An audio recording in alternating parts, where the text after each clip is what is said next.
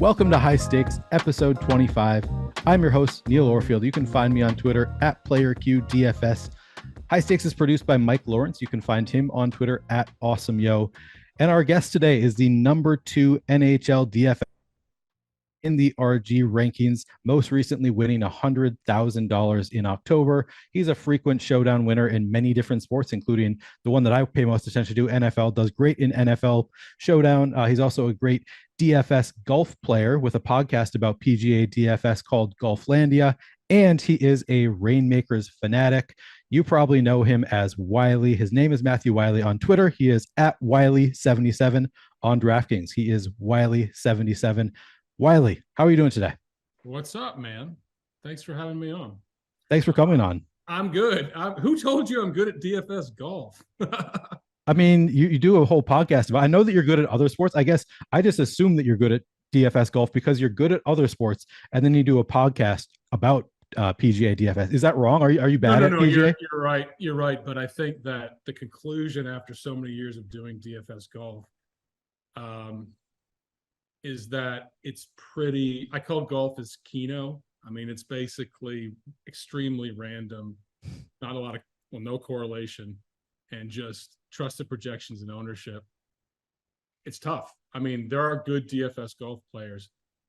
As someone said on Twitter yesterday, I said, I think I'm maybe the worst.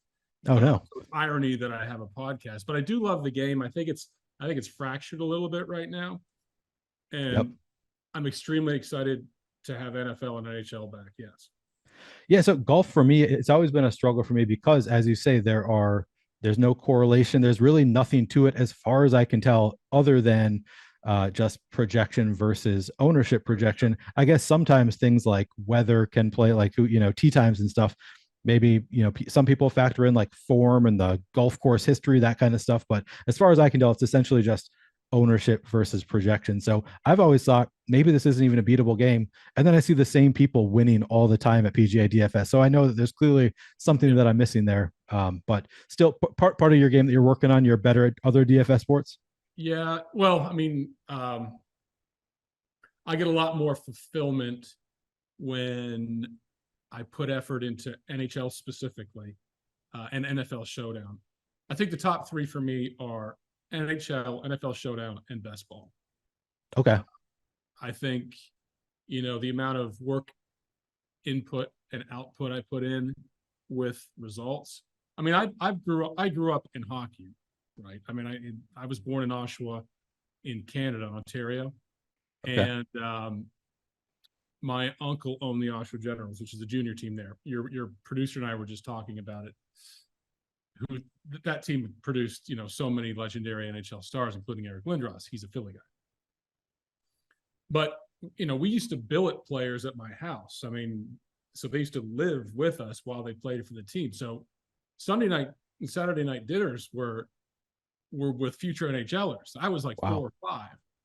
And I was just telling my friends about this in our little text chat the other day. So, I mean, thousands of junior games I went to. I went to every one of Eric Lindros's. And so the absorption of this into it made me love the NHL DFS product, which I think is one of the best in terms of game experience, because there's not a lot of scoring and randomness. And so if you hit it, it's very exhilarating. I've just, over the course of the last year or so, learned how to take my historical knowledge of the game and then apply it to, more theory and building lineups. Right. What was the question? No, I was just asking generally which DFS sports, you say that you're not that great at PGA, but I know that you're great at other sports. So I was just asking generally about the sports you're great at. I think that you just introduced me to a new word. Did you say billet? Yeah, it's called a billet. So in junior hockey, these guys, I don't know, I think it's done the same way now, but back then they were 16 years old, right? 15 years old, drafted into junior. It's the drafting league from the NHL, right? So 18 years old, they're in the NHL. These are young men. So they needed really homes and parents. Yeah. And so the guy that lived with us for 2 years was like my brother. And then, he would bring future NHL Hall of Famers over for dinner. And at the time, I didn't know what really that experience was. But looking back, that was my life. That's most kids' lives in Canada growing up with hockey. So that's how you've gotten really into NHL DFS. Do you play any MLB DFS? It seems similar to me. So I don't play NHL DFS. It seems like a similar sport where like stacking is very important. Would you agree with that as far as NHL DFS goes? I went through a couple of lineups just to test it out this year. I feel that's the same way. I feel like there's so many very, very good MLB players, and I don't have a love for I used to as a kid, but I don't have a love for the game as I do for NHL, NFL. And so I just really can't put a lot of effort. It's a lot of effort to me. And I dipped my toe last night stupidly into NBA because I just wanted to see if I could hand build one lineup, and I put effort into it. I mean, it wasn't a fluke. And then around 10:30 in NBA, I look at my phone and I had won the qualifier for the World Championship, right? Which is, I posted that tweet only because I was completely exhilarated. And it was the biggest fish move because I didn't realize Phoenix Suns were a team, I guess, late. And I was caught. Playing against my Timberwolves. I left the tweet up like a champ. You've got to. I mean, somebody's probably going to call you out at some point for leaving up a tweet that did not win. Oh, they did call you out. I forget his name. It was funny because I tried to wrestle my way out of it. He goes, you're going to be passed, right? And I was like, and I said, no shit. I didn't really know I was going to be passed. Really? You thought it was over? Yeah, there was just the one. So there were only 4 games on the slate last night, and 3 of them started within half an hour of each other at lock. 6:30 and 7 o'clock Central Time. It was my NHL brain. Yeah. And I knew the Phoenix Suns were playing, but it was my NHL brain knowing that I had a big gap. If I had that gap in the NHL, no one's catching me on a 1 period left in a hockey game. Yeah. Typically. But NBA is a little different. Chris Paul can score a lot of points quickly. Yep. NBA is very much a sport where if it's not over, it's not over. Somebody can catch you pretty quickly. Yeah, and I wasn't, I shit post on Twitter. I take a lot of hits. It's all I just having fun, right? And I respect a lot of these NBA guys. I'm not trying to tread in their water, but I am extremely competitive, right? I mean, I get more exhilaration from knowing that your build hit, less so than even the money. Yeah. And I think that's a lot for a lot of guys. I'm just extremely competitive, especially in Showdown, right? I mean, you shipped a huge one this year, and that's really where I got introed to you. I thought, man, this guy's really sharp. Now, I'll do the perfunctory like of your tweet with the screenshot. Deep down, I'm like, fuck. Yeah. Yeah, I know the feeling. There are people that I cheer for. There are people that I cheer for less, and there's nobody that I cheer for as much as cheering for myself. So I always wish it was me winning it. But yeah, no, I'm competitive too. I also, I feel good for other people. I'm not always angry. No. There are limits on my competitiveness. You, for example, tweeted out that you're competitive about height. You always want to be the tallest person in the room. I don't really have the luxury of being competitive about height. I'm 5'11". You're what, 6'4"? I'm 6'3". Okay, so but this next generation, everyone seems really tall. Yeah, it's frightening me. Like every kid seems 6'1". I think that's the way things go. People just keep getting taller. But tall guys, and they weighed in on this, when you're at the airport at a restaurant or something, you're always gauging. Yeah, I'm ranked number one right now. Bad news. You're probably going the other way. Until Big T weighed in, right? He's like 6'8". No, he's not 6'8", is he? I met Big T. I remember him being tall. I did not realize he was that tall. I don't think he's 6'8", but he's like 6'4", 6'5". So yeah, that's probably more along with what I would guess. Yeah, it's levels of competition. I guess there are some things I'm probably just not going to win at. Probably being the tallest guy in the room in a lot of rooms, not going to be it. All right. One other thing that I know that you're competitive in is Rainmakers. We got to talk a little bit about Rainmakers because you're one of only a handful of people that I know who seem to really love Rainmakers. Is that true? Do you love Rainmakers at this point? Do I love Rainmakers? let me rewind it to where we started, and with the whole idea of Rainmakers. It was talked about to me in the summer with the idea that it's going to have probably not a lot of people play it. And in Rainmakers terms, it's hard to say overlay, but basically there won't be enough players, and there's probably some room to make some money with the 28 million that DraftKings is guaranteeing. I was never into NFTs. This was sort of sold as an NFT play. I was apprehensive because of that. But then I ripped my first pack. And then like the pack of cards, I mean, I see them as playing cards, right? Yeah. And I ripped about 40 more in an hour. And that sort of had like this dopamine rush because I was getting such good players. And at that point, and a lot more later, I was committed to it. Yep. Because you're really sitting on this island with a bunch of cards that you're going to have in play. And that's it, pal. You just got to start making your money back. And so I guess I had to fall in love with it because I couldn't sleep at night. And but I think I like it enough now that I made enough back that I'm comfortable. If everything ended today, I'm cool with it. So the first week I hit a big one, other contests, it's no entry fees. And subsequent to that, I think I'm at 77% returned my money with a lot of weeks to go, plus a live final. I met some really good people on the way. Some guys who got in pretty big too. And so we've been sort of counsel for each other beforehand, saying, well, okay, let's just go ahead and do this. I wish you the best. But I think from a game perspective, I think it was brilliantly designed. I didn't ever like or buy into the NFT angle or the idea that these cards would hold value beyond gameplay beyond this year. So I didn't have any sort of thoughts about that. But from a first generation launch here, I think, DK's been committed to the money. They've guaranteed it. They've rewarded early adopters, and they've rewarded guys who play at the highest level.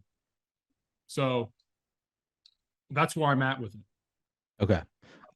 Trouble 35 on DK actually asked, what's your temperature mid-season review on Rainmakers? I think that you largely just gave your mid-season review, but he also asked, where do you see its future looking like for future seasons? Do you have any thoughts on what Rainmakers is going to look like in future seasons? Do you think you're going to buy back in next year?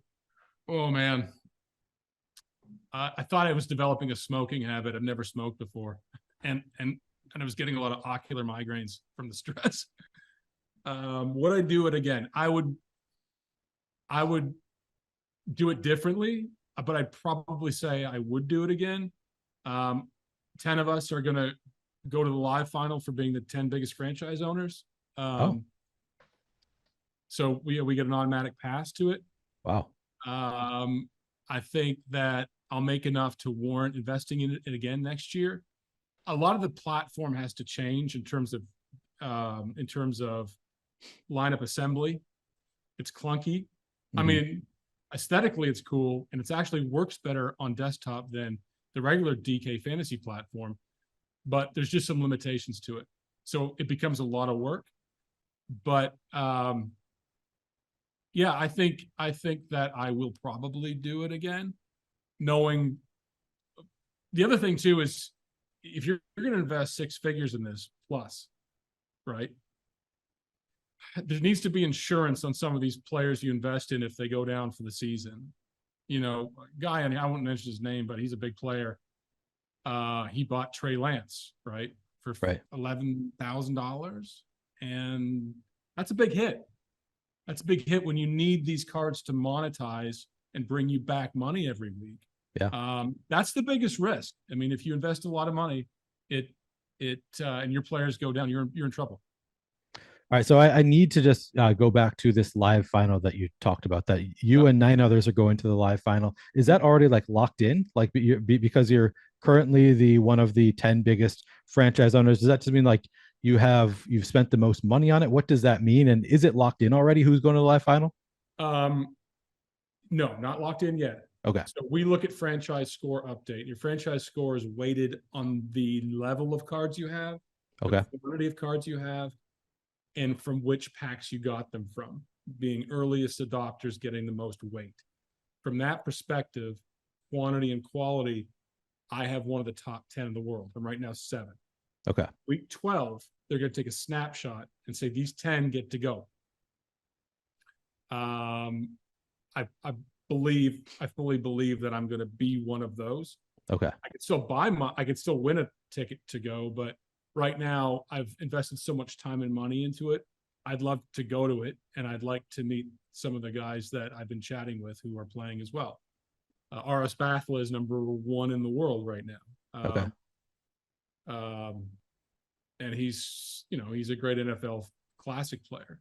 And yeah, I know the name. Yeah. I think he's one of the first Millie winners too. So yeah. That's okay. And do you know where the live final is going to be? It's in New Orleans. Oh, wow. That's cool. Yep. It's in New Orleans, and it's for $1 million chopped up. And so we'll compete at all 5 levels of gameplay in terms of, core, rare, elite, legendary, Rainmaker, and best point allocation wins. So, pick up a 5th place there, or 2nd or 1st, and then we're on to something. So it's $1 million total prizes, and I assume everybody wins something back. Worst is $5,000 for 50th and a trip to New Orleans. Okay. Top prize is $250,000. Okay, nice. Yeah, the nice thing about it is that our investment is baked in, right?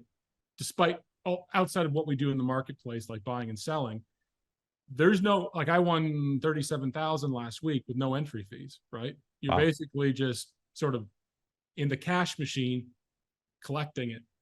Right. And now before the season starts, that's not really something that you can envision because this is all new. But now I'm like, oh, okay, I didn't have to worry too much. We'll be okay. Right. Yeah. So you paid for the cards up front. So I guess in a sense that was your entry fees, but then it's getting you into contests every single week. You're able to enter new contests. So it feels like at this point it's free entries because there's no additional entry fee every time you enter a contest. There's nothing. And then there's the gating that they did. Like they created 17 superstars, and these cards you can't move up in levels. So if you have one of the top level superstars, there's probably only 3 in the world. Jamar Chase, Cooper Kupp, right? So there's only 3 or 4 of us that have a Cooper Kupp card that can play. So that's a very powerful piece. Yeah. It has been historically. Jamar Chase, for instance, that just 2 weeks ago. Yeah. But yeah, so that was so whoever Kalish and some of the minds behind it, you got to a lot of people bash DraftKings. I was one of them historically for, I thought, going different directions that I don't think was suited to the brand of the company. I'm in branding. They nailed this in terms of it's a stellar product. I think it would be I was thinking it'd be fantastic for PGA DFS. I think it would add the lift that PGA needs, because if you think of the marketplace transactions and lineup assemblies, Thursday, Friday, Saturday, Sunday, it would be incredible. Yeah. So you can be a better product than NFL in your opinion?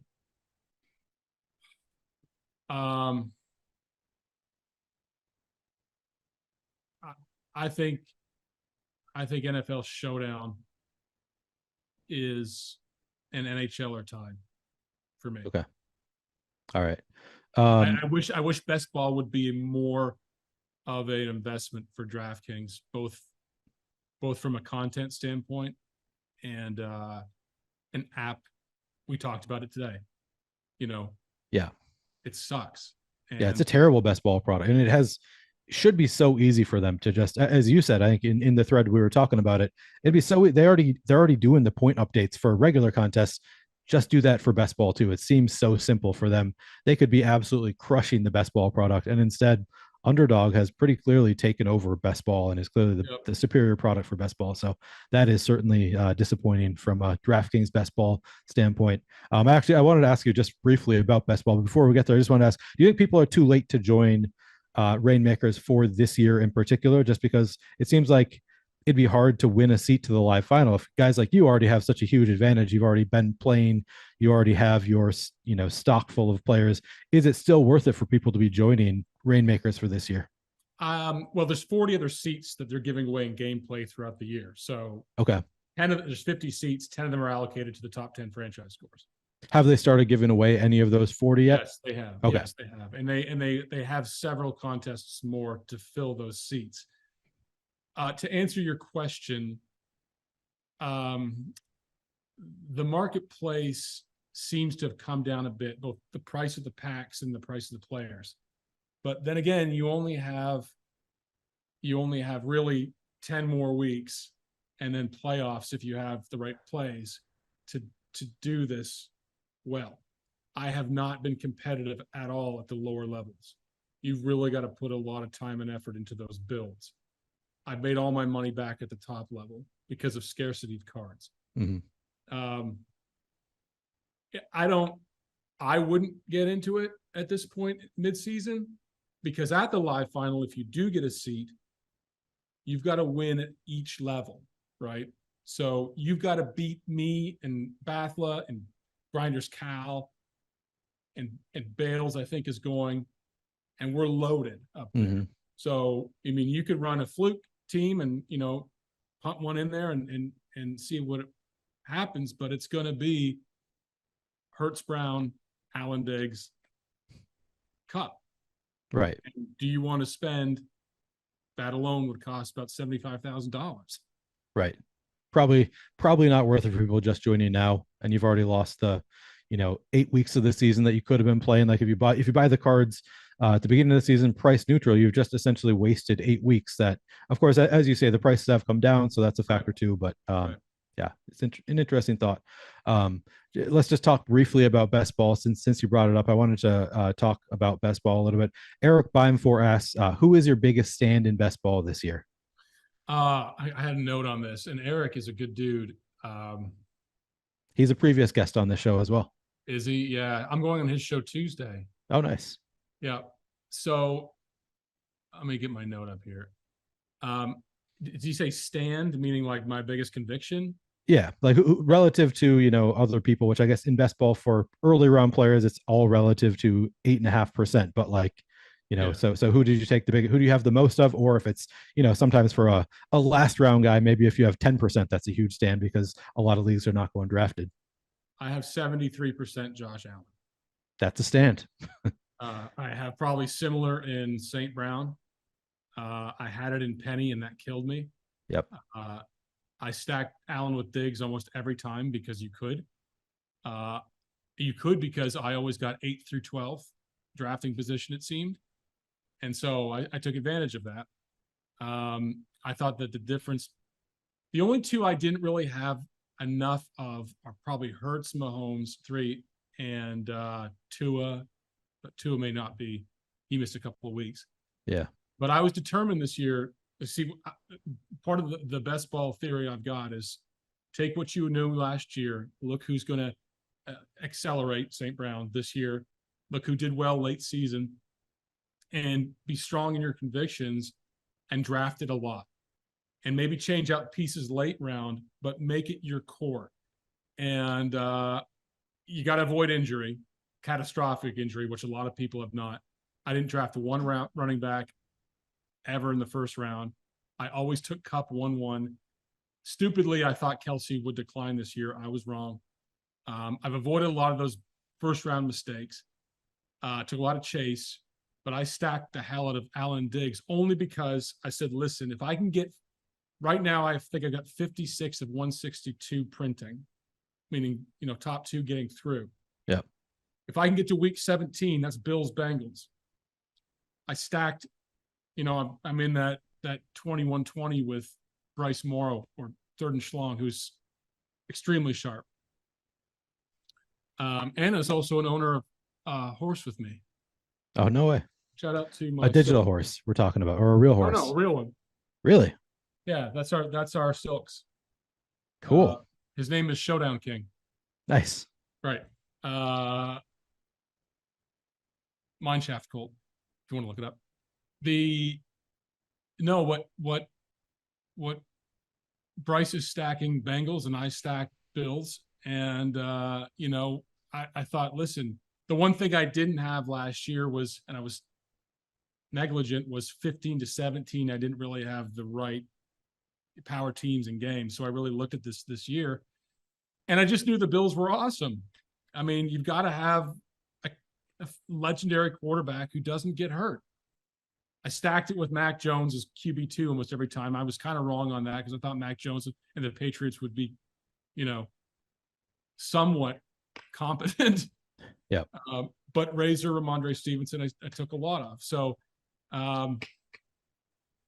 that's that. I mean, so far it's good. I mean, if I have a third, it's great. Yeah. 40% of my teams are going through, and I think it'll change this week because there were some big hits last week that I don't have any Waddle. I don't have any Hill, really. Okay. But a lot of people also had a bye week, and a lot of people also have been battling injuries, and a lot of people took the Taylors, the Harrises. Those are tough hits. Yeah, those are pretty big hits. So I got to ask you, if you're doing the Bill stacks, how often were you, like, where were you taking Josh Allen? If you take Stephon Diggs at like 8 overall, were you reaching and taking Josh Allen in the second round, or were you were taking him in the second round? Every time I reached. I think, okay, for me, if you want sort of differentiation, is that, and sometimes, I had an argument with my friend Circling the Drain about this. I don't reach too far, but I figured that to be different, you're going to have to take players in spots where they're taking other pieces there, right? Most people were taking their first big wide receiver in second round. I was taking a big wide receiver every time round one. My gamble was running backs. Yep. Running backs and tight ends. I took Dallas Goedert in probably 80% of my drafts as tight end 1. He's not really had the year I thought he would have, but he's okay. Mm-hmm. And I think he's going to get more targets. And then down the board on running back, it was Penny. It was Jamal Williams, thank God. It was Ramondre Stevenson. I thought there was good depth in wide receiver, like McCole Hardeman. He saved my week on bye week. Yeah.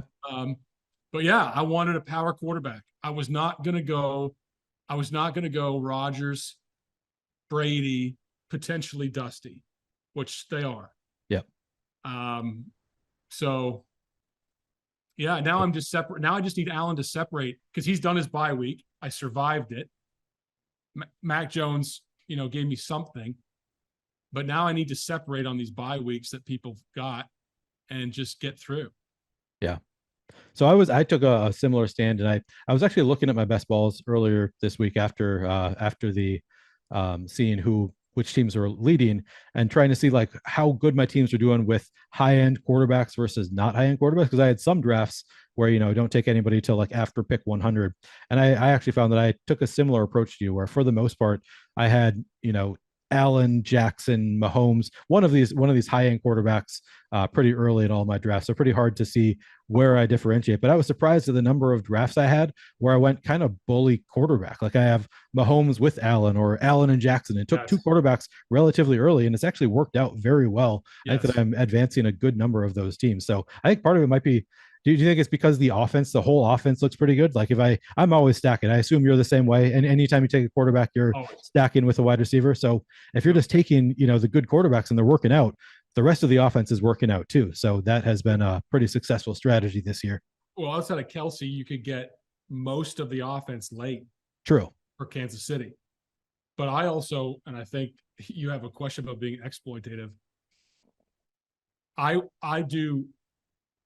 started doing really sort of defensive tactics in best ball drafts and busting up people's stacks, even if I didn't need it. Oh, you asshole. I'm an asshole. But they started sniping me. So if I saw someone building a Higgins chase, even if I had 2 quarterbacks, I took Burrow. Because I'm like, this is gonna advantage me down the road, I believe.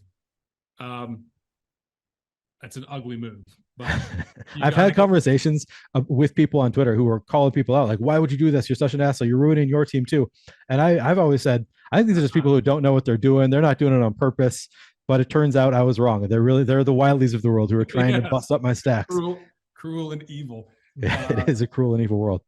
So yeah, but I wish there was the best ball live final.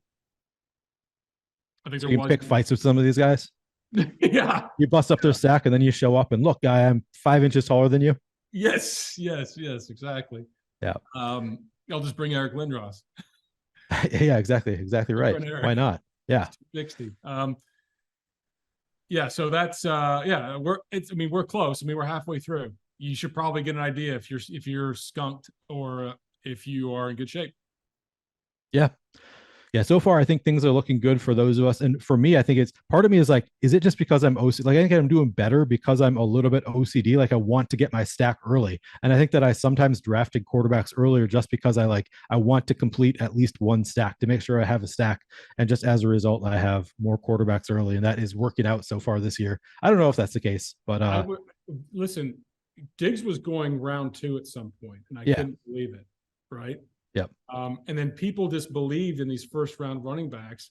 And I just had to believe that I think that with Matt Ryan at quarterback with Jonathan Taylor, or with Kyle Pitts, right? People would, argue with me about Kyle Pitts. And I said, well, who's throwing it to him? Right. You've got to make that consideration is that these guys are like, I'm not a huge Jackson. There's a lot of guys stacking Jacksonville. Got that one right. Wrong in Miami. Yeah. Big time.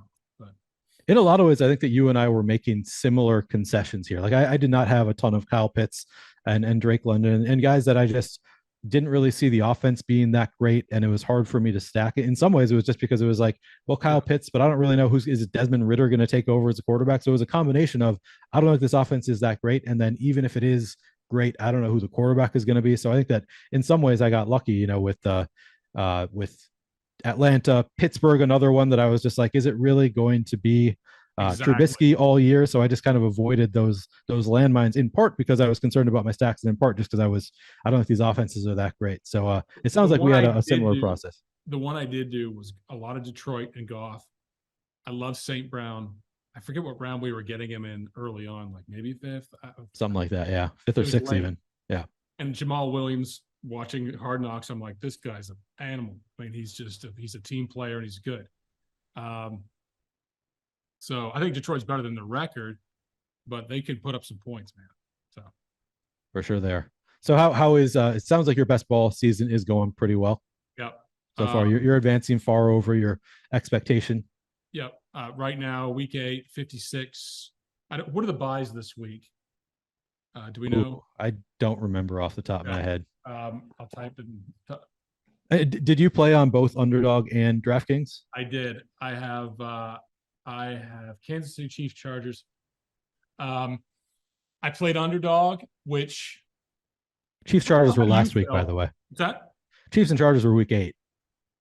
Yeah. I was good in the 9th. The 9th is Browns. No one cares. Cowboys. That's big. Yep. Broncos. A lot of people bet on Wilson. Yep. Giants. I have a lot of Daniel Jones. I was wrong about Barkley. I thought the entire Giants offense would be dust. Yeah. Steelers. That'll affect some people. And then the 49ers. They're already dead, right? I mean, with Lance. True. What was your question? It was a good one.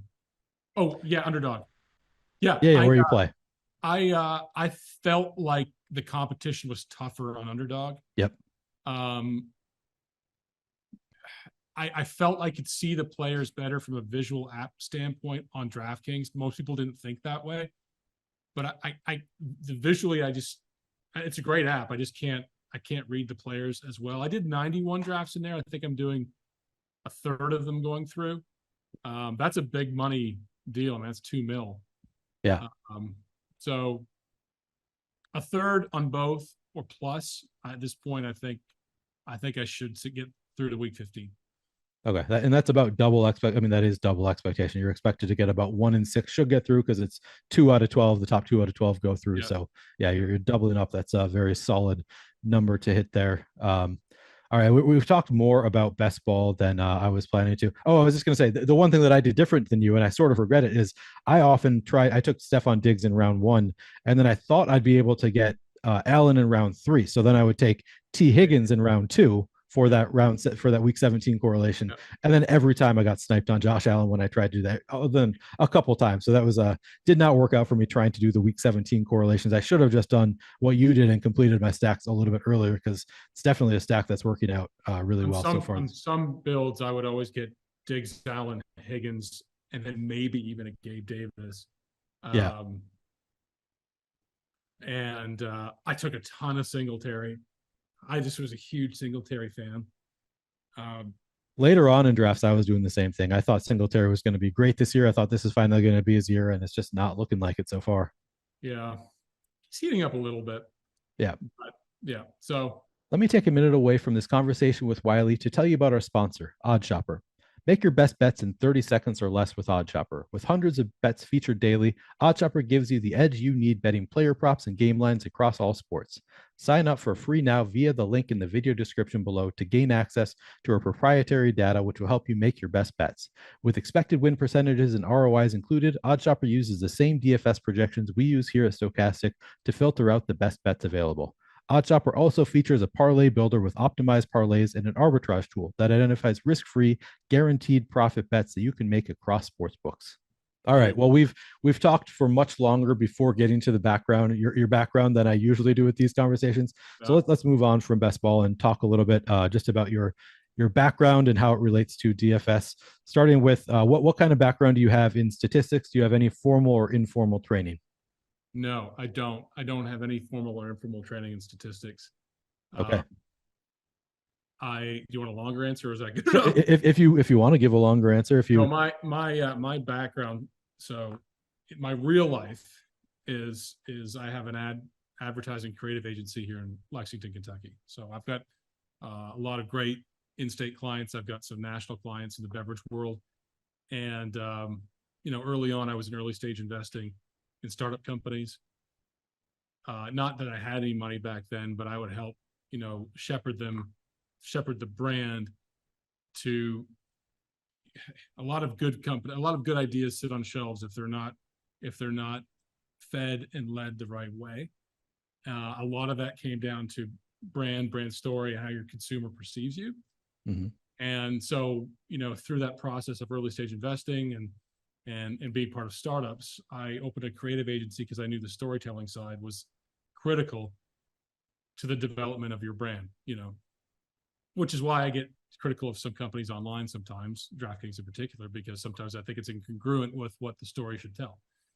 I could talk about branding for a long time, but that is my background. So, but basically, in that process, you kind of have to be a psychologist and understand how consumers perceive or may perceive you or your company. I think that helps me in terms of understanding or being predictive of how a team or a player will perform week to week based on, that's the thing in golf too. That you could use that skill and understand that if a golfer is sort of, 7 weeks in, traveling a lot, perhaps that, he's got stuff going on at home or doesn't like a certain area or maybe he's got too many time commitments because he's from that area. You could fade someone based on those things. So I think I use that. I think mostly. I do love data though, not in terms of the output and input that some of these super quants are doing week to week. Yep. So no, but it's not that I'm absent it. I'm just using muscle memory of what I know about the sport, what I would predict about the players, and making predictions based on that and how they misalign perhaps with public projections. Okay. Yep. Sounds similar to what I do as well. Pretty similar approach. And then same kind of question. I'm guessing that the answer is similar. What kind of training, formal or informal, do you have in computer programming, if any? I wrote down an answer to this, Neil, because in the late 90s, when I was at University of Western Ontario in London, I was number one in my class in coding and development using Pascal. Nice. I don't think they use Pascal anymore. I don't even know what that is. I could have just made it up. No, but I don't have a computer science, but I love it. Right. I think if I could go back and do it again, that would be where I'd float. But no, I'm not using any computer science. Okay. And it's not part of your process in any way then? No. Okay. One of the other questions I think is, but not that one. Okay. So you've told me a little bit about your professional background. I was going to ask you about your professional background or any related hobbies, anything else that's similar to DFS or you think affects your DFS play at all? No, I think just, I've told you about my history growing up and immersion into NHL. I'm not a golfer, but I've had my first big hit was in golf, and it's when I didn't know anything about it. And sometimes the less you know in these sports, the more unique you're going to be. Yep. And you can either know everything or know nothing. So no, I think that's about it. I mean, it occupies a lot of my time. So sure. All right. Approximately when did you start getting involved with DFS and what drew you in? 2016. I started betting on golf a little bit. I hit Jimmy Walker PGA Championship for a lot. Well, it was a lot for me at the time. I started following Pat on Twitter, Mayo, learned more about DraftKings DFS, shipped a huge contest, went to the Fantasy Golf World Championships on like a single entry. I thought, oh, I've got this wrapped. Much like my NBA tweet from last night. A nice steady decline from that point from 2016 in golf. A big chase. But this is the Bengals market. This is heavy NFL. It's a sad existence to live here, but you learn a lot about the sport. I never grew up with NFL. It's funny though, because I grew up with the Bills, right? That's Toronto's team. Okay. And somehow, instead, I decided to become a Bengals fan.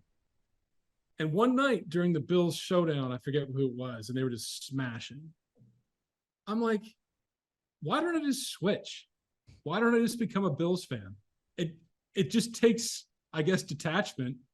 But I said that night, I said I'm a Bills fan now, just randomly. So you're a Bills fan now? Yeah. I mean, honestly, if he smashes, I can get to the final in best ball, so why not? True. Yeah, I mean, I'm generally a fan of whoever's making me money. So a lot of times that's going to be the Bills. Naturally, I'm still a Vikings fan. Maybe just hopeful that they're going to make me money at some point. So far, not working out that great for me. Were you a winning? It sounds like you were a winning DFS player right away. Like you at least had some early success. Maybe it didn't. Maybe there was a little lap after that before you got better, or were you winning and just taking off right away? I won right away, and then I think I chased for a while. I can't even remember wins back then. They were infrequent, right? I did better on betting. But I really, once I changed sports on DFS, I really got interested in more of the theory, the tweaking, the logic, the way different people do builds, learning from sharp people and what they do. And some of the three people I've named today, I've learned from them. I don't consume a lot or any content at all. Opinion-based content, just factual stuff, right? What lines are playing tonight, who's on the power play. And then figuring out, okay, is this a back-to-back game? Yeah, these guys have been on the road for a while. Are cold weather teams going to Miami in December? Are they going to go to South Beach and probably not think about hockey much? That stuff. But I get the most satisfaction, and I mean, this is not unique to the industry, but doing it the right way and doing it the way I did it, and being very satisfied that the stuff I thought about and talked about to myself worked. Yeah, I mean, it's very satisfying to think things think things through yourself rather than just jamming in projections. I think it's good to have a little bit of yourself in your process. I think it's important, at least maybe not for everybody. If you can win just, using projection or something, that's great too. But yeah, certainly there is a satisfaction for me too if I include some of my own, thinking outside the box in a process. And it sounds like you're a similar player in that way. I think I already asked this question: which sport or sports you think you have the biggest edge? As I recall, it is NHL, NFL, showdown, and then best ball. Was that your answer for sports where you think you have the biggest edge? Yeah, and if you call that an edge, but not against some of the better, and I don't classify myself in those categories. Your founder, Alex, Yeah. Yeah, I mean, none of us have an edge on like the top players. I think it's more like an edge on the field in general, the overall field. I think is what I really mean by that question. And I wish he would. I wish I want to have a brand talk with Alex. All right. Well, I love maybe I'll set that up. Alex is amazing. Yeah. Yeah, he's a good dude. He's very funny. Yeah. But I think that would be it. So those three. Cool. NFL Classic. Although I thought I had it last week. I think I cashed 80 lineups at a 150, which is good for me on Classic. That's great. Yeah. Just missing a Vikings tight end too. Oh, that was brutal. That was it. I had it all. And it's tough. And I really give credit to the guys who are successful in that. That's a lot of work. And, that's a very satisfying win if you can ship that million. Yeah, for sure. All right, well, let's talk just a little bit about process. I just have some basic questions that I ask everybody on the show. Do you do any simulations or use simulations from outside sources in your process? So I think it sounds like you don't do your own simulations, or I guess you can answer that question again if you I don't use any simulations from outside sources. If you want to sort of correlate this to the projection question, whether I do my own projections, the first thing I do before showdown, I look at the totals, just glance at them. And then I build the game script out myself, spreadsheet based, not on my own tools. But I basically do an assembly of what I believe the score will be. Burrow, what is he going to have? 26, 280, 2-1, or 3-1, or 1-1. That's the range. And then who's going to get it? And then I do it for both teams. And then I look at public projections, and typically they're spot on. And then I find the gaps. Like I don't want it to skew my thinking before I begin. I mean, like Chubb was 16 projected on some sites. I thought that was catastrophically low. Knowing the Bengals suck and are 0-12 in primetime games and also suck, I knew that Cleveland would want to pound them. And I didn't believe that having the second, the second best running defense, I think DK put that up. I think that skewed people too much. I knew that the Bengals defense was not as good just being here as what projections were saying would limit Chubb. And so I forced a number in there for him, which I don't I raise it a little bit. I raise the projections. I may raise the floors. I don't typically force a number in there that I think he's going to hit unless I have pretty good conviction. And that's been the development of this. I was more successful doing it a different way. For some reason, I abandoned it, but I'm there now. I mean, usually I would say I want 70% of X player or 10% of Y player. And then I realized that I'm trying to outthink projections on everyone by doing that, number one. And number two, I'm also assuming I can beat an optimizer on assembly. Because there was a game that really showed this to me this year. I think it was the Chiefs and Kelsey, who had 24.5 points in a game. If you told me beforehand Kelsey was going to be 24.5 points, that's a lock. I think it was against Miami. And maybe not. But Tampa Bay. He ended up being not on the optimum. And that really threw me for a loop. So the mathematics, and this is not news to anyone, but the mathematics of the assembly of the lineups is something I don't want to force anymore, because there could be someone, even though T. Higgins has a decent game, or Tyler Boyd, having him on your roster with Chubb captain is going to limit X player from being there. And you did that because you forced the number of times you want to see that player. I won a few times last year, the big ones, doing it. I'm not doing it anymore. What I'm saying is this year is nail the game script. Find the projections that maybe the public is not seeing. Go fast into it, but then let the assemble it for you. If in this instance, Chubb was clearly the optimal captain at the number I was projecting him at. Mm-hmm. But let the calculators do that. Just get the other parts right. And it's amazing that if you nail the script pretty close. I didn't expect Bengals to suck that badly. And that's why I didn't cash. But you know you're going to hit it. So do you use an optimizer? I do. Yeah, I do. Okay. And so you say you build for a specific game script, but you make several lineups. Do you do the same game script? Do you assume the same game script for all of your lineups, or do you build out a set of lineups using one potential game script and then make a new set? Think about, well, it could also go this way, and make a different set of lineups. Is that an approach you take, or do you just kind of assume one game script? I believe you need as many lineups. People do 3, right, and are successful doing it. Yep. I believe if you are tight in your conviction and hold to it, I think you need 150 lineups plus to get.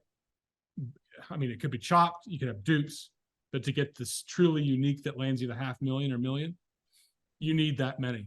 Like I needed 60% Chubb at captain with the components below, and I still wasn't close because I didn't have enough Browns defense. Right. In my quote game script, I really diminished defense in showdown, especially against a guy named Burrow. I was wrong. I can live with that though. The Bengals have been letting me down for 23 years. What's new? Right. So that's what I do. And I'll do a randomness within a range, like 20% skewed or 15% skewed on a quarterback position. And there's 2 moves I make, which I don't want to disclose, but I think it's the biggest gap in showdown builds. It's the first thing I do when I build. It's the first thing. And, and yeah, that's where I come out. So, if I'm right in terms of how I predict the game's going to go, or who's going to get the catches, or is Russell Wilson going to stink, you can nail it. Absolutely. How much? So this is more generally. So going outside of showdown, but just in general, how much does ownership play a role in creating your lineups? Historically, it was everything, right? I want 70% Higgins when he's going to be 35 owned. Let me 2x the field. Okay. Well, what if Higgins is $100 priced too high and keeps Peoples-Jones out? Then what have you done? Okay, fine. Higgins had a good game, but you left him out. I let the projections do the walking, right? I'm not afraid of, I know there's a huge dupe argument out there. I'm okay duping and winning $5,000 and getting the first place, knowing that I had the optimal build. I think there's too many good players out there. The unique wins, and you may see it differently than me, recently don't seem to be there. I think there's 5-10 people getting it every night. I may be wrong. So I would I think maybe as Cody Main pointed out in of the 21st primetime showdown slates this year, 7 were completely unique. So there were 7 completely unique winners out of the first 20. And I mean, so I'm not usually shooting for completely unique necessarily. I'm also I'm just trying to avoid the 100, 200 dupes kind of lineups. So maybe we're a little bit different on in that regard, but I'm also not always shooting for, I want lineups that can win. And if they're duped 5 times, I don't really care about that. 10 times, not the end of the world. But I don't have, but that, by the way, that last piece of segment where I just made up a stat, that's my confirmation bias kicking in. You absolutely curb stomp my head. I mean, no, but I certainly don't have a floor in terms of salary. Okay. But I just let projections do the walking. And if it produces me a $50,000 lineup, which it rarely does, it's not all max use salary because of the weight of players that I have. I mean, the other night I had it at halftime. I was like, oh, I got it. I got this in the Chicago game. I can have it. It's 27 grand. I was like, this is a great build. That fell apart. So yeah, there you go. All right. So, and that was going to be another question I was going to ask you is avoiding being duplicated by other players a big part of your strategy in any contest? So it doesn't sound like it is a big part of your strategy in NFL Showdown. Are there other contests where it is a big part of your strategy? I think NHL has so many variable combinations. You don't have to worry about it. Not as much. A 12-game slate. Good God, you've got a lot of plays. It's not something I think about at all in like an NFL main slate, or like I'm trying to avoid playing all chalk, but like I'm not really worried about lineup duplication in for the most part on main slates. For me, it's just NFL Showdown, MMA, maybe on like a 2-game slate to some extent, but for these big slates, it doesn't seem to be as much of an issue. Classic DFS golf, maybe. I think we always run our numbers. Yep. And if I'd like to be 140 to 150 unique, is that an advantageous strategy? I don't know. I mean, is eating chalk in golf okay? Sometimes. But I used to focus on, just by nature though, when you sort of adjust the projections to your norms, you're going to be unique. I mean, you're going to have more people in captain that other people don't, because you believe Mitchell Wilcox is going to get 2 points, which I forget if he had even a catch.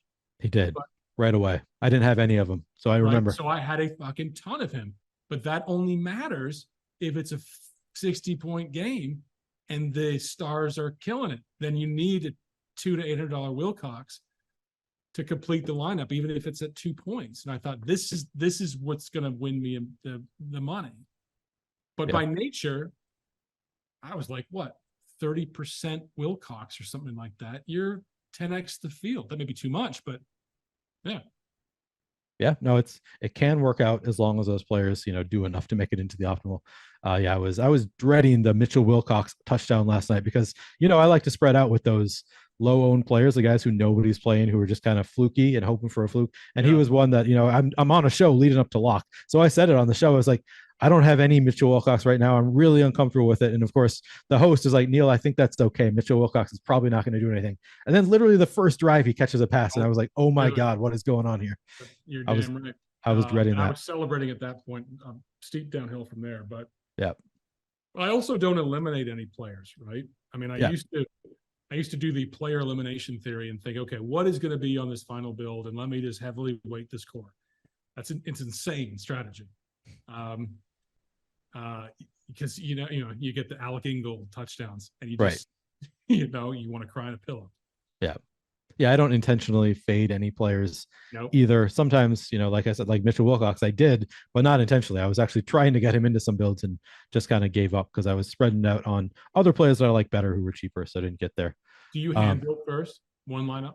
I hand build one lineup, yeah. So anytime I do Fantasy Cruncher videos showing how I set it up, and I'm always crunching out 149 lineups. So you can see that that's by default, because that's usually I'm just crunching out 149 and keeping the one that I hand build as well. And it's I don't know how much success I've had this year with my hand built lineups. In the past, it has happened sometimes where I'm like, that's my one lineup that really stands out because it's, my thoughts before I look at anything, and that can be pretty unique. And sometimes that can be your best lineup. So, and it also indicates to me, okay, this is where the public is going. This is what they're going to, and maybe sort of dodge it a little bit.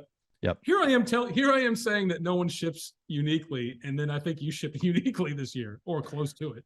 I think I was duped twice maybe, and that on FanDuel I had a two-way dupe. So I have not shipped uniquely this year or ever in Showdown. That was FanDuel. Okay, that was in DK. Yeah, that was FanDuel. Yeah, I have not actually won a DK contest. I think I've gotten third, maybe is the best I've done on DraftKings. Oh, really? But yeah, I don't think I've actually shipped on DraftKings this year. Next year, next week, that's when I'm going to ship DraftKings Showdown. All right. The nuts. So we've talked a bit about process. We do have a number of listener questions. We had one from Alex K14. He says, will you go to every LIV event next year for all 3 days or just one day each time? He says, JK, I'm guessing you're not a LIV guy based on some offhand comment that you made early on here. I'm guessing you're not a fan of the LIV Tour. I mean, I just don't think their intentions are good for the PGA Tour. Their PGA Tour's demise is its success. The two will not coexist with each other. I think it's created a fracture. I think it's exposed golf a lot. In what sense has it exposed golf? They get 18,000 live viewers on primetime YouTube free worldwide. Jeez, yeah. What is that? Right, 50,000 on their finale. Do you know what that wouldn't even get 2 a.m. cable? No, yeah. This is worldwide free YouTube on the best platform to watch it on. And some people think that, well, it's just getting started. They spent $800 million on players that were the top in the world. And credit to them. A player told me before all this started, he said, I think 70 players are going. And I thought he was insane. And they got him. But it exposed them because, I mean, I'm competitive. A lot of I like the competition side of things. I mean, these guys are 30 years old and have 50 more years of their brand that's now attached to LIV Tour indefinitely. I mean, some of these guys weren't done being who they were. They may have been done playing golf on the PGA Tour. And I think it's just fractured it a lot. I think they spend a lot of Tigers equity. I think they believe that eyeballs, or their agents sold them that eyeballs are going to come because they're a fan of you. Well, doesn't seem that way. No. In fact, every tweet LIV Tour talks about is ratioed to 99%. That's what they feel about it. I mean, you got guys who play golf for a living. A lot of people like us would like that job. And then you're trying to tell us how miserable it is.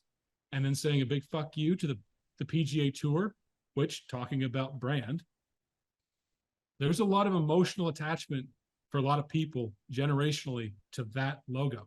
Mm-hmm. Now you want to kill it. Did you think about this in your business plan? You're going to have a lot of defenders on the street because we've got a lot of memories with that tour. We're going to think we're pissed off because you're trying to kill it.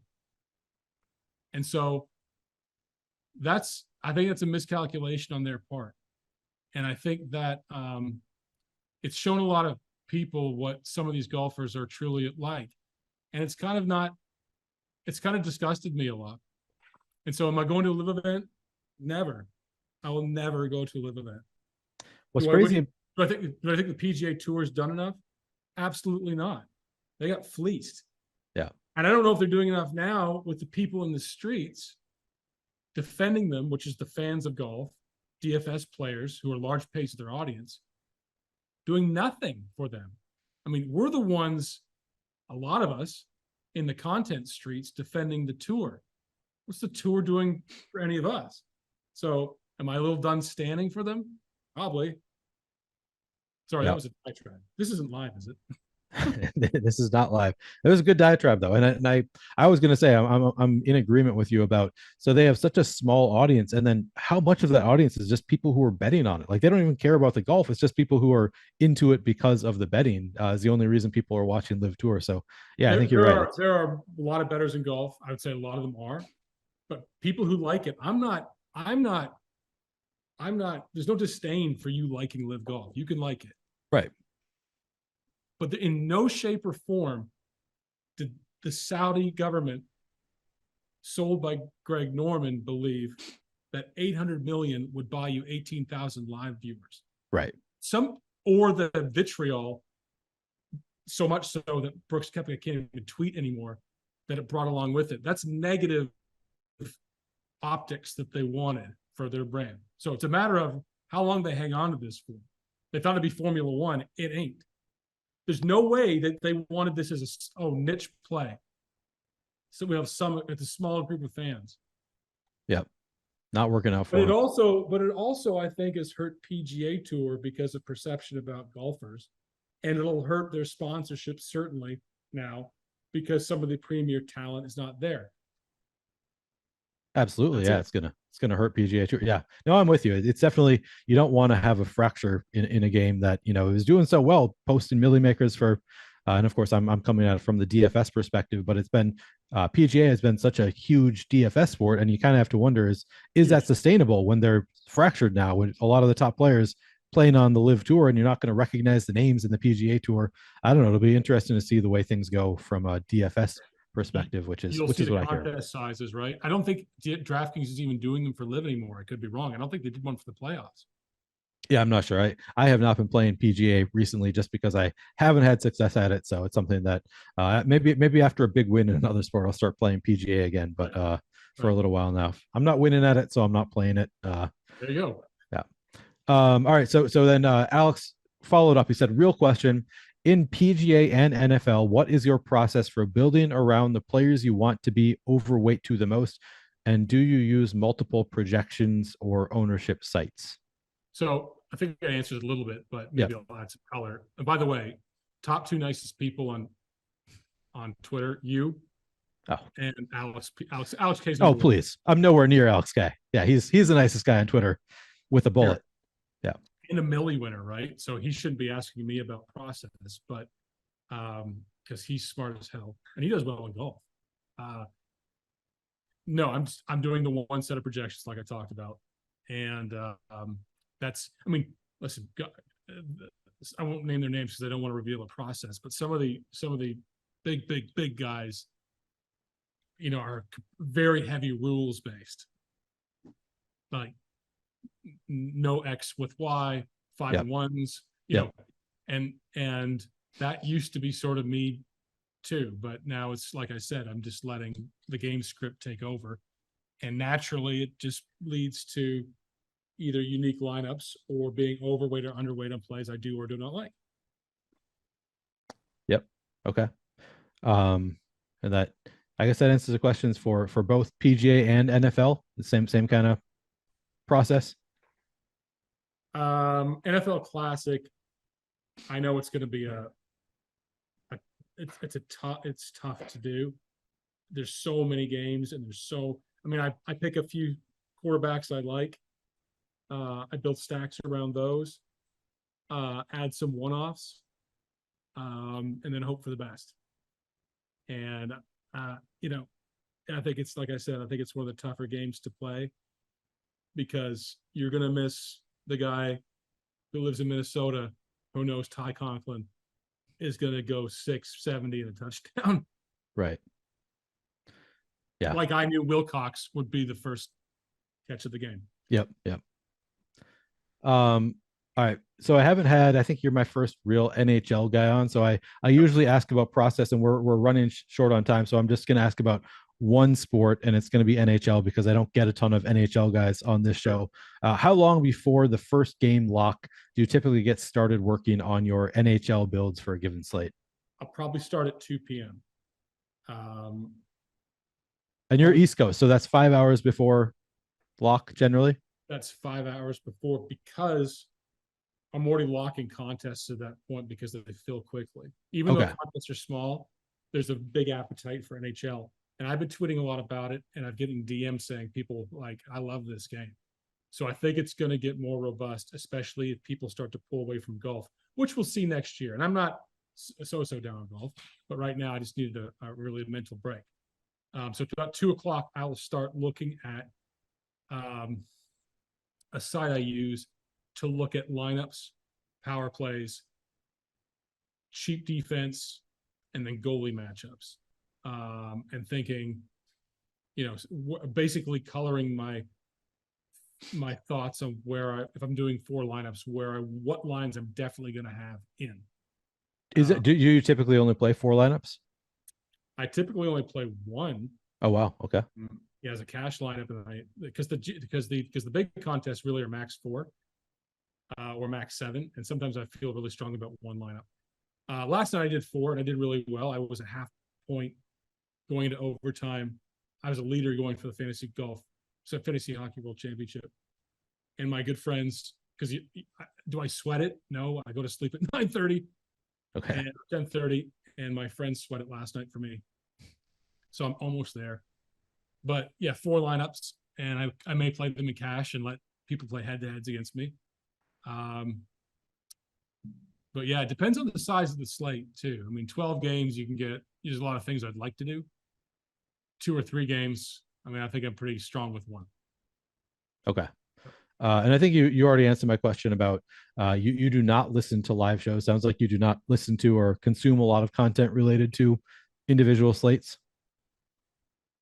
My feed is like animals and cute dogs and Ukrainian war stuff. I don't listen to anything. I don't think I've ever listened to a podcast, even my own. That's probably the best advice I could give anyone. I mute a lot of stuff. There's a secret. Only because I just don't want it to checker or color my feeling. I'd feel very badly if I moved off a player that had hit because of something I read on Twitter that was wrong or incorrect. So I honestly it's just me, but I like doing it my way and saying, yeah, I did it. I was right or I was wrong, but it was my fault. Right. You wanna live and die by your own process rather than listening to other people. And NHL, like Saul Goodman, who's an incredibly good DFS player he's good in NFL now too. In NHL, we had almost identical lineup on a 12-game slate, and one of my other buddies jokingly said, "Oh, I see you guys are working together." I wouldn't work with him, even though he's a good friend of mine. I wouldn't work with him if you paid me. My one is smash him every single night, and he does the same with me too. But the good plays just pop out. Yeah, I mean the NFL. I never work with anyone ever. Yeah. Never. No, me neither. I mean, I do shows and stuff, so I'm kind of working with people in the sense that we're talking about the slate in the shows. But I appreciate that. I appreciate that because you put out good content.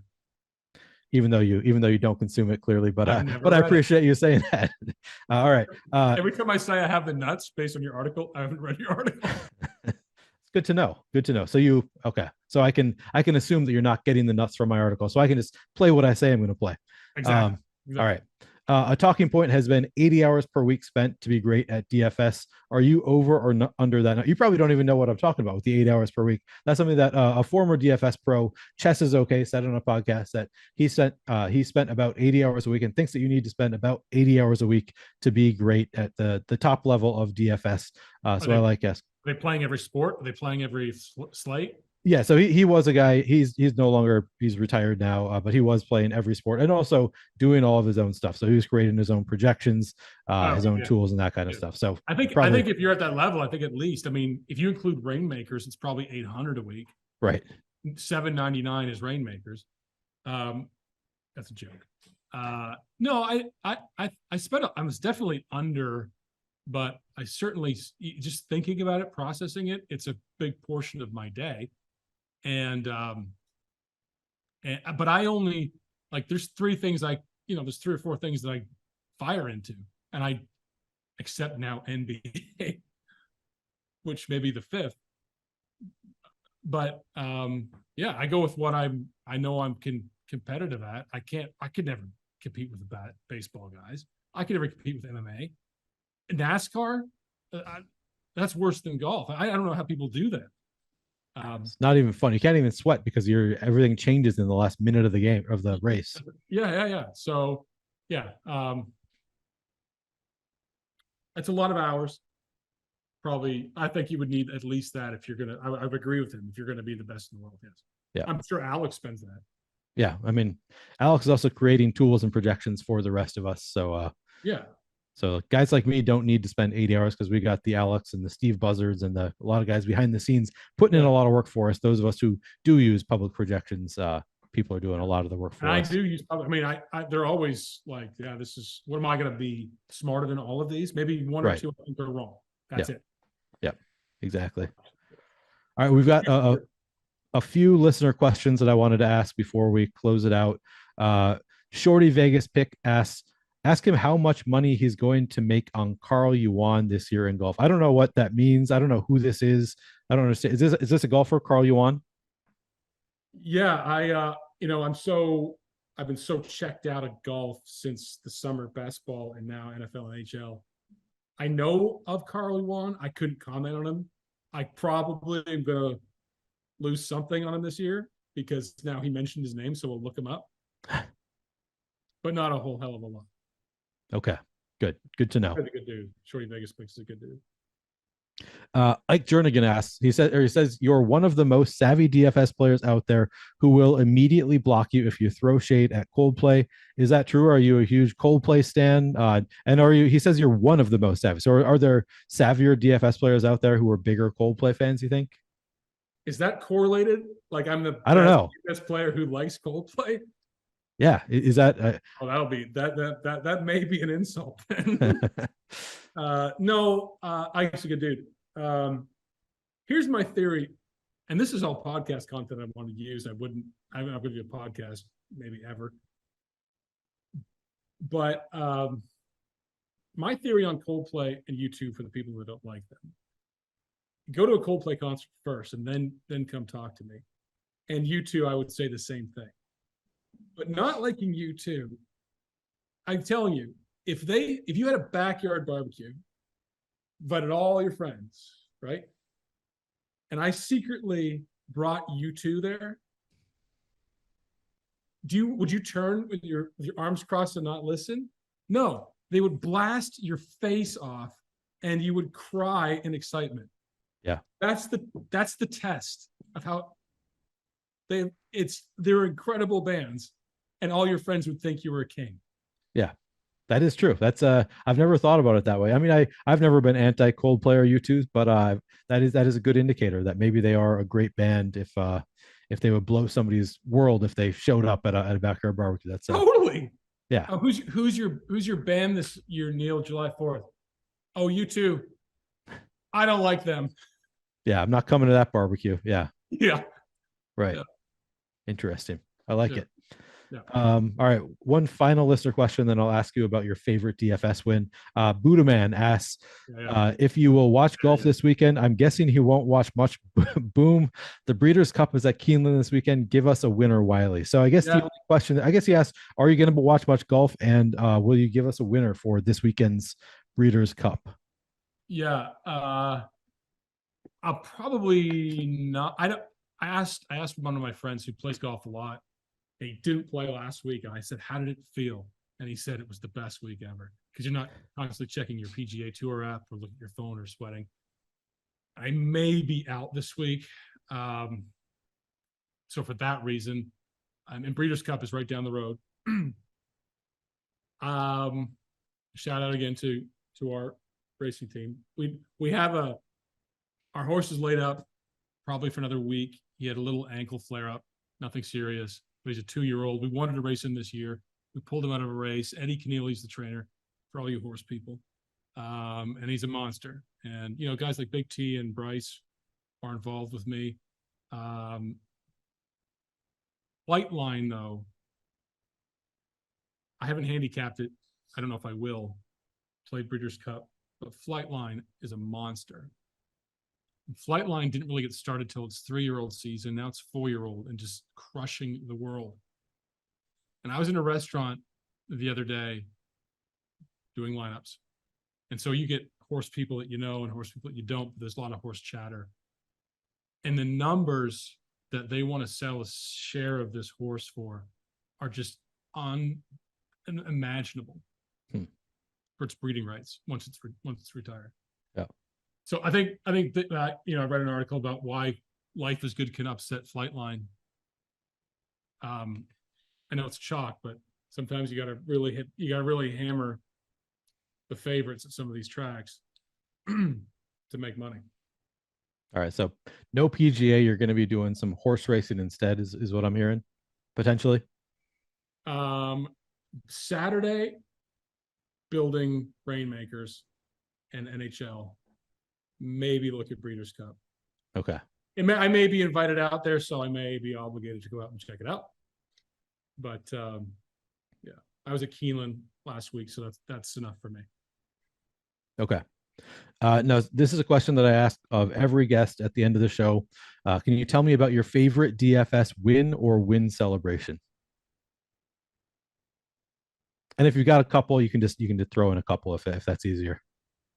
Yeah, I think two. Well, this year's Spinorama opening huge 360 contest for the six figures in NHL, because I was so amped for the season, and I think I said I really think I have the strategy down. That was very validating for me.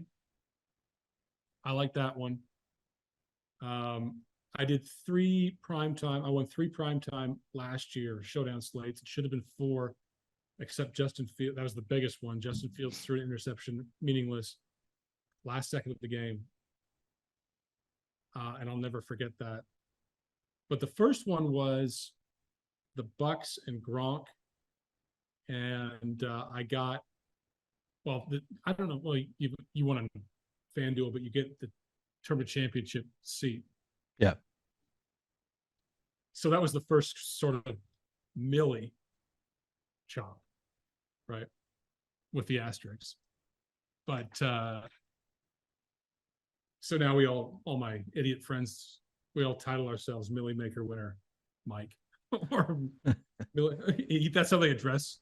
Yeah. I'm forcing them to address me. But nothing like what the big dogs have done. We'll get there. Okay, so your top, you would say, is probably the NHL this year, because you don't get too many 6 figures in NHL in general. So to be able to take one of those down, yeah, right. So to get one of those, I put in 2 or 3 lineups, and it was a 27 max. And wow. I think a 27 max, 17. I could be saying that wrong. I don't want to puff it up, but I was very happy with it. Yeah, it's pretty awesome. That's a great one to win when you only get it a couple times a year, to be able to take one of those down. And you're one of the few people who can say that you have a 6-figure NHL win. That's kind of a rare thing. So that's right. Definitely. So that's why my Roto Grinders rankings are pretty high, because that carried a lot of weight. Number 2 overall right now in NHL. You told me, you puffed yourself up to me. You said you were the number 1 NHL player in the world on Roto Grinders. The second time that you've killed me today, I learned from you that I was now number 2, but not based on last night, because I crushed it. So for what it's worth, I think those rankings are fraudulent anyway. Just to let you know, like, you looked me up. I didn't start tracking until September. I noticed all of your biggest scores are from like the last 2 months, and I was like, how is this? Like, I know this guy's been winning for longer than the past 2 months. I've been following you on Twitter for years. That much, and people were touting how their ranking, and I was like, fuck this shit. I need to. If I'm going to go to the NHL season, I need to hook this up. So, well, I should warn you, they just randomly sometimes don't put in your wins into your rankings, and so you get ranked. It's I'm not a fan in general, but that's a story for another day. It's a chest pounding sort of thing. Yeah, exactly. Yeah. All right, Wiley, where can people find you? Thanks a lot for coming on, first of all, and where can people find you? So my Twitter account, it's at Wiley77, and I just post things that are interesting or fun. I like to have fun.